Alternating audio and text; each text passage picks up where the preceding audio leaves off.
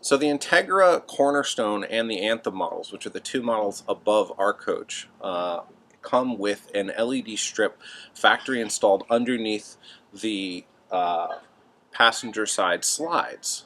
And what we're going to do today is we're going to install a version of exactly what the factory installs from parts that we purchased on Amazon for under $50.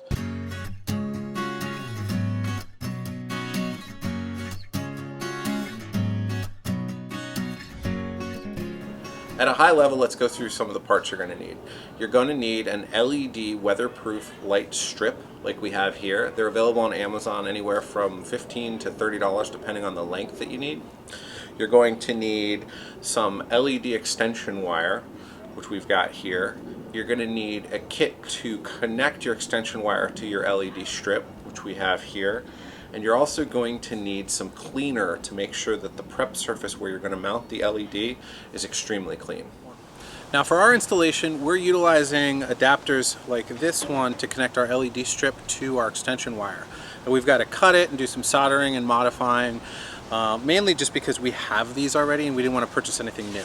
You can, however, get adapters that will attach directly to the extension wire and to the LED strip. We're going to put some links in the video for those as well. They're about $8. They work really well and you don't have to do any soldering or anything. You just crimp them on and you're good to go. One of the other benefits of going with an aftermarket system is the LED lights that we're going to use actually change color. We're probably not going to have a lot of rockin' red LED nights, but it is kind of a cool feature that we'll show you at the end of the video once the install is done. Alright, so let's get started. We're going to start by prepping our surface area and making sure it's absolutely clean for our LED strip to be installed.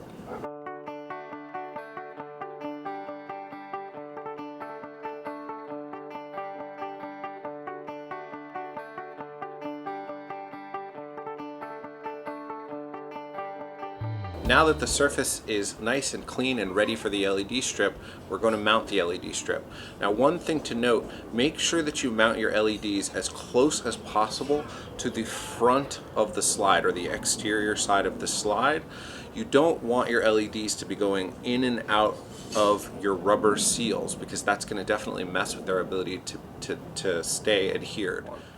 Alright, so we've taken our tape measure and we've measured the distance from one side of our slide to the other, and it's exactly 16 feet.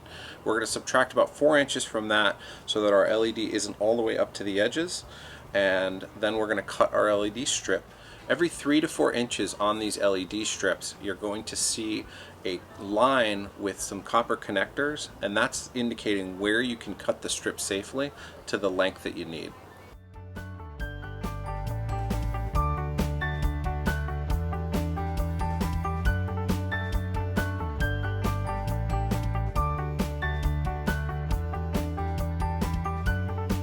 Alright, so the strip is in.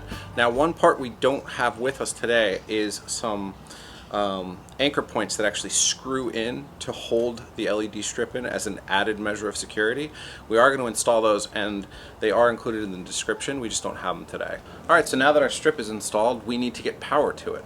So we have an outdoor TV and it has a radio here, which is a car radio, and that's going to be running on 12-volt power. So that's actually where we're going to get our power from. You can install these to a regular 110 volt if you have an all-electric coach and you have a plug that's running on your inverter. We're just going to run ours 12 volt because it's going to use less power and be a little bit more efficient and not be dependent on our inverter. For next steps, we're going to remove this radio and this front fascia that's going to give us access to the bottom of the slide so that we can drill a hole to get power to our LEDs, and it's also going to give us access to the 12 volts behind the radio.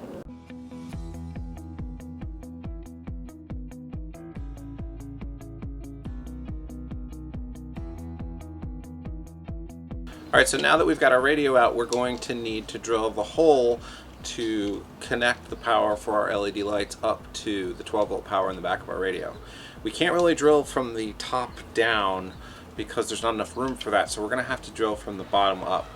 In order to do that, we're going to measure the distance from where we want the hole to come in from the top side, both from a depth and a width perspective from where the TV is mounted, and that's going to tell us where our hole is going to need to be.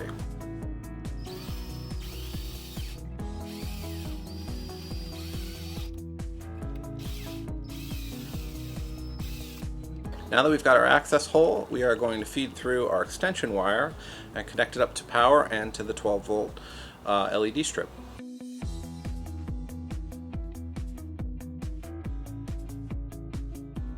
Now that we've got our wiring done on the bottom side of our slide, we want to make sure we fill that hole that goes from the outside of the slide into our interior compartment with some sealant. We're going to use some black RTV silicone because we have it handy. Lap sealant would probably work as well as clear silicone. That's probably what my first choice would be if I had some.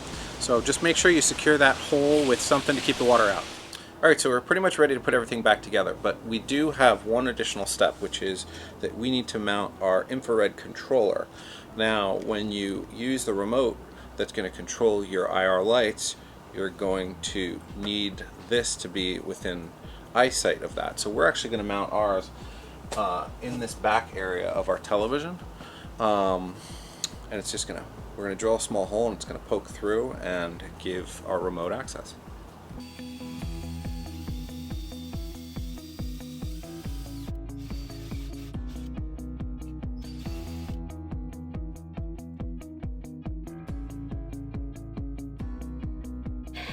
Alright, so it's getting pretty dark out. We've got our wiring in, we've plugged it into the power source, and we're gonna reassemble everything now.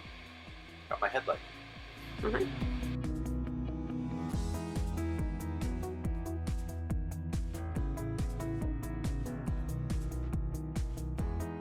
Alright, so one thing I always do is I take a picture of the back of the radio and all the wiring before I unhook it. That makes it much easier to remember where everything needs to be plugged in.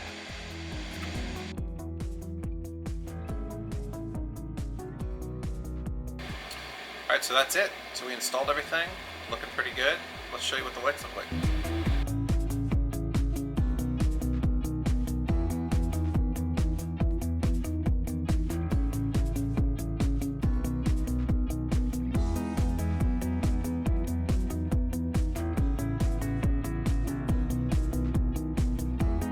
How cool is that? So we've got, the primary colors. You've got red, you've got green, you've got blue, you've got white, and pretty much every color in between. Don't forget to follow us on Facebook and subscribe to our YouTube channel. You can also subscribe to the blog directly on LivinLite.net, and you'll receive email updates of all of our posts.